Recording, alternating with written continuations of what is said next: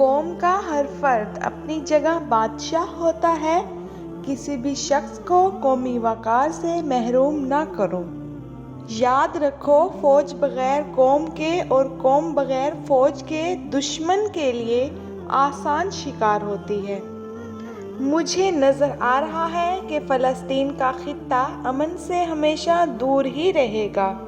حکمران جب اپنی جان کی حفاظت کو ترجیح دینے لگیں تو وہ ملک و قوم کی آبرو کی حفاظت کے قائل نہیں رہتے۔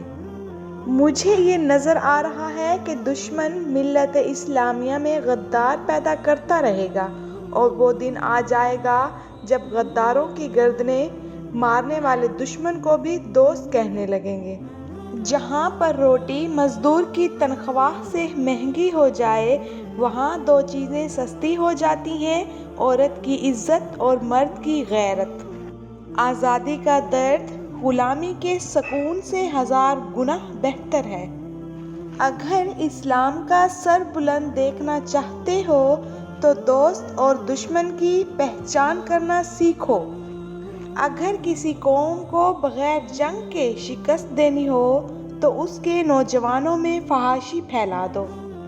جو عورت 3 حرکتیں کرتی رہی ہو، اس سے شادی کر لے۔ ایسی عورت کے مقدر میں بے بہا دولت ہوتی ہے: نمبر 1، نگاہیں نیچی رکھتی ہو، نمبر 2، کم بولتی ہو، نمبر 3، حسن اخلاق رکھتی ہو۔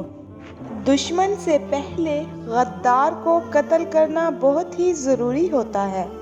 ہم لوگ ایسے ملک میں رہتے ہیں جہاں ایمبولینس اور پولیس سے پہلے پیزا پہنچ جاتا ہے، جہاں سبزیاں تو فٹ پاتھ پر بکتی ہیں مگر پیروں میں پہننے والے جوتے شیشوں میں۔ ایم اے پاس بے روزگار ہیں اور ان پڑھ وزیر اور ایم این اے بن چکے ہیں۔